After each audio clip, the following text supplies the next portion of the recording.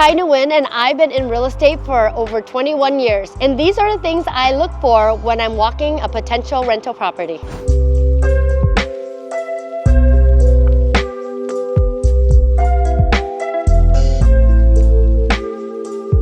All right, let's go. Let's see if you should buy this house or not.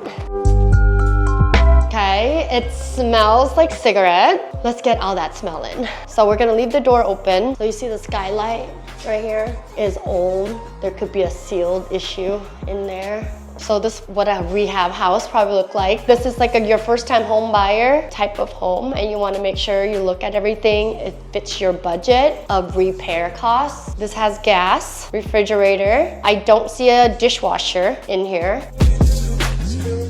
And there's like a door leading to a door. Oh, this was just open.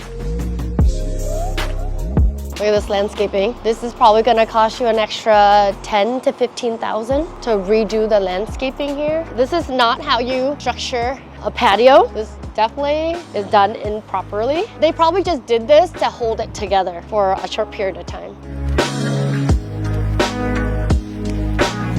It smells really bad down here. It smells really wet. So they have a sub pump here. The electrical is all needs to be redone. Looks like it's not done right. It's not even wrapped. So for $600,000, Renton, Washington, 3-bedroom, 1 bath, 910 square feet. Not a good deal. Definitely not a good deal. And like I said, there was like some foundation stuff going on. From the outside, looks like that there was an issue with the foundation, but in here, it looks pretty solid. I don't see any cracking in here.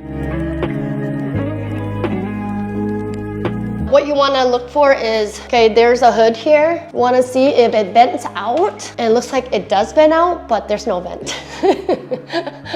So there's no vent. No dishwasher, so you got to put that in. These are the older windows, so you're going to get a lot of cold air coming in. They definitely need to be replaced. Bathroom, a lot more work. Definitely a fixer and definitely not worth what they're asking.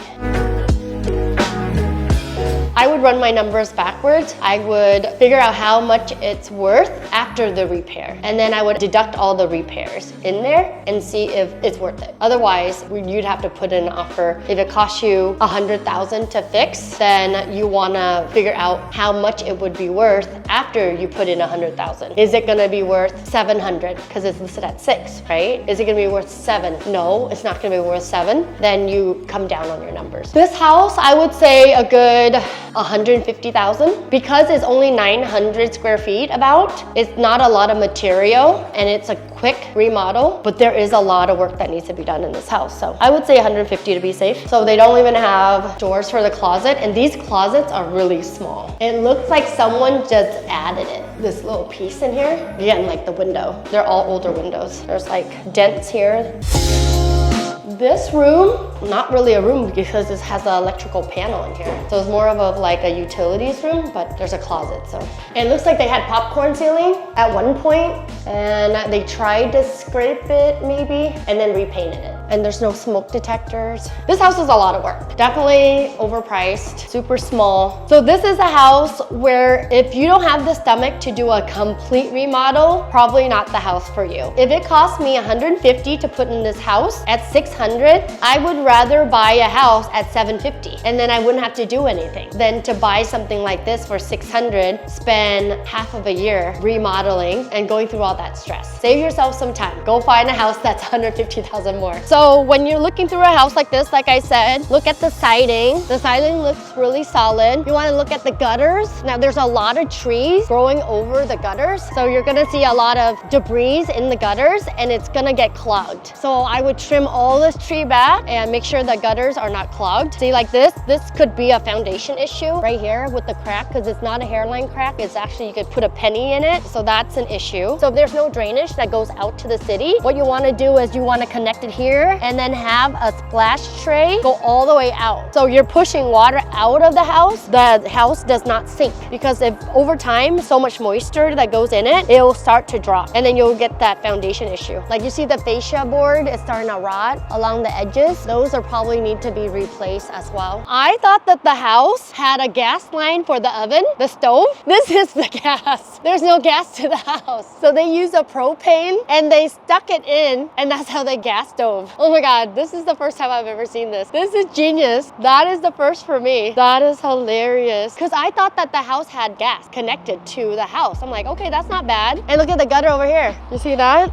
It's a lot of work and they're asking for too much. Location of this property is excellent. However, the way it's sitting next to the freeway is really loud. I would say it's definitely a teardown. I don't think any regular person would buy this for $600,000. Okay guys, after walking through this property, it is not a good deal. It is overpriced. It's sitting in a bad lot. There's no future value of this property. It's not so bright. I would never buy this house. I think it's listed at least $200,000 over asking price. What I look for when I'm buying either a flip or a rental, I make sure that it's in a great location, it has strong bones, good foundation, a gas line is great, connected to the sewer is excellent. For rental, I would highly recommend not buying it on septic. This is on sewer, which is great. The other things I look for in rental is that the siding looks good, the gutters are all intact, the landscaping is clean and small. This landscaping is huge. It's so big that it's really hard even for an owner to own. A lot of tenants don't want to mow the lawn when they're renting a house. So this is definitely such a great property. Some of those things that I look for is small yard. Most of the tenants don't really take care of the yard. So I like small yard, less trees. Okay, look at all these trees. When you buy a rental, try not to look for homes with a lot of trees over it, because the maintenance of the roof, the gutters, it gets expensive over time because they generally don't last very long, just because the moisture is just sitting and hovering onto the property. I want to hear your thoughts. Would you buy this property? Comment below. Let me know what your thoughts are.